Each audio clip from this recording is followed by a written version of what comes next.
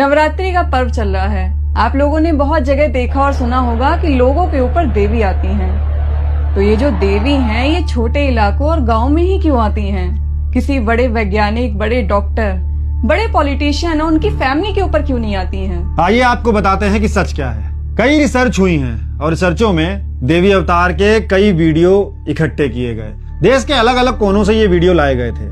फिर body language experts को बुलाया गया और उन वीडियो की जांच कराई गई। तो हैरान कर देने वाले सच सामने आए। उनमें से 80% महिलाएं जिन पर देवियां आई थी वो सिर्फ और सिर्फ कॉपी पेस्ट कर रहे थे। जो दूसरी महिलाएं कर रही थी वही वो भी कर रही थी। 90% महिलाएं अपने गांव, अपने क्षेत्र की भाषा बोल रही थी। कोई अलग से डिवाइन पावर की भाषा नहीं बोल रही थी। और जो भविष्यवाणियां की जा रही थी उनकी एक्यूरेसी केवल 15% थी। वही बातें बोली जा रही थी जो आम बातें होती हैं, जो हर किसी पर सटीक बैठती हैं।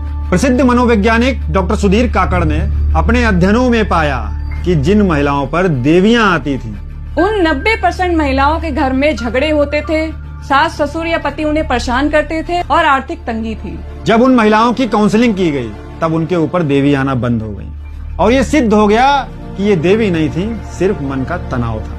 एक और स्टडी बताती है कि डॉक्टरों ने ऐसे लोगों के दिमाग स्कैन करे। उन्होंने पाया कि नॉर्मल हालत में दिमाग का सारा हिस्सा काम करता है और देवी आने पर दिमाग का एक हिस्सा बंद हो जाता है, जो ये बताता है कि मैं कौन हूँ। इसी वजह से उस इंसान को लगता है कि मेरे अंदर कोई और आ गया है। अक्सर शराब पीने वाले के साथ भी ऐसा ही होता है। उसको भी अपनी पर्सनालिटी चेंज मालूम पड़ती है। सच तो ये है, ये इंसान के दिमाग की ट्रांस अवस्था होती है, जब इंसान डर, आस्था और भीड़ के दबाव में आता है। तब उसका सचेतन दिमाग काम करना कम कर देता है और अवचेतन मन वही हरकतें करता है जो उसने समाज से सीखी है, जैसे सर को झुमाना, चिल्लाना या अजीब सी हरकतें करना। ये बस अपनी मन की आवाज को निकालने का तरीका है।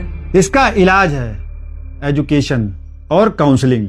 जब महिलाओं के पास खुद की आवाज नहीं होती तो वो देवी से आवाज